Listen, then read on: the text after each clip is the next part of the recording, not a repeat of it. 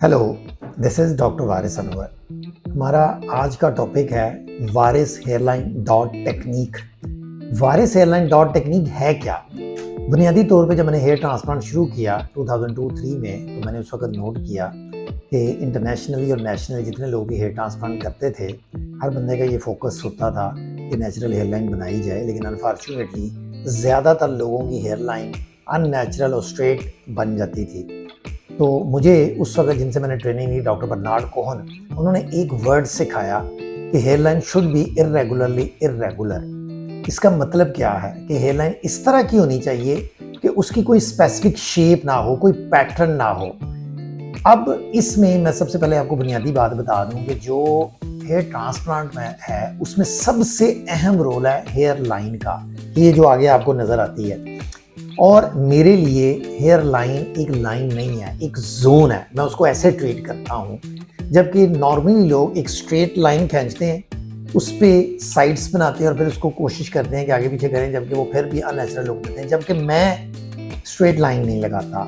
मैंने एक नया तरीक़ाकार इंट्रोड्यूस करवाया है, एक नया पैटर्न कह लें, एक टेक्निक इंट्रोड्यूस करवाई है जिसको हम वारिस हेयरलाइन डॉट टेक्निक कहते हैं। उसमें सबसे पहले मैं दरमियान में एक डॉट लगाता हूं जिसको मिड फ्रंटल पॉइंट पे डॉट कहते हैं। फिर एनाटॉमिकल लैंडमार्क्स हैं माथे पे, जिनको मैं फॉलो करता हूं, और मैं दूसरा डॉट लगाता हूं मीडियल एपिकेंथल एनाटॉमिकल लैंडमार्क है, मीडियल एपिकेंथल पॉइंट। उसके बाद जो दूसरा ये डॉट 0 है, ये डॉट 1 है, इधर मैं डॉट 2 लगाता हूँ, मिड पिपिलरी डॉट कहता हूँ उसको। उसके बाद एक तीसरा है, वो लेटरल एपिकेंथल डॉट है या पॉइंट है। फिर उसके बाद जो फ्रंटो टेम्पोरल ट्राइएंगल है, वहाँ पे एक डॉट लगता है।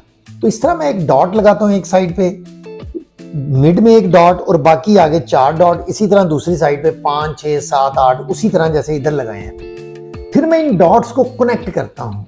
मैं डॉट्स को कनेक्ट कैसे करता हूँ कि वो इर्रेगुलर होते हैं, उसमें माइक्रो इर्रेगुलरिटीज़ होती हैं और मैक्रो इर्रेगुलरिटीज़ होती हैं, और वो कोई स्पेसिफिक शेप और पैटर्न नहीं देते। इस तरह जो मेरी हेयर लाइन है वो 9 जोन में डिवाइड हो जाती है, 8 जोन में डिवाइड हो जाती है। हर जोन दूसरे से डिफरेंट होता है, जिसकी वजह से वो एक इर्रेगुलर शेप ले लेती है, और उसमें माइक्रो मैक्रो इर्रेगुलरिटीज होती हैं, और फाइनली एक ग्लोबल इर्रेगुलरिटी होती है। उसका मतलब ये है कि अगर आप हेयर लाइन को देखेंगे तो एक लाइन में नजर नहीं आती कि एक लाइन बनी हुई है। अब क्वेश्चन ये है कि ये कैसे डिफरेंट है। जो एग्जिस्टिंग टेक्निक्स थी पहले हेयर लाइन ड्रॉ करने की, ये डिफरेंट ऐसे है कि इसमें प्रॉपर एनाटॉमिकल लैंडमार्क्स यूज किए गए हैं। उसका मतलब ये है कि एक चेहरे की जो यहाँ पे चीज़ें हैं, जैसे ये मीडियल एपिकेंथल पॉइंट है, ये मिड पिपलरी है, ये हम यूज़ करते हैं। फिर उनको कनेक्ट करते हैं। उनको कनेक्ट करने के बाद एक हेयरलाइन ड्रॉ करते हैं जिसका पूरा एक जोन है। उस जोन की जो शेप है वो हर बंदे की डिफरेंट होती है। जैसे आपके फिंगरप्रिंट्स हैं, किसी के फिंगरप्रिंट दूसरे से नहीं मिलते। और जिस वक्त ये मैं हेयरलाइन डिज़ाइन करता हूँ, उसमें सबसे अहम चीज़ ये देखी जाती है कि बंदे की एज क्या है, उसकी फेस की शेप क्या है, उसके बाल कितने उतरे हुए हैं, डिग्री ऑफ बाल्डनेस क्या है, और फ्यूचर में उसके कितने बाल गिरेंगे, उसकी फैमिली हिस्ट्री क्या है, उसके पीछे से डोनर एरिया कैसा है जहाँ से बाल आने हैं, और उसके बाद बाल की मोटाई क्या है।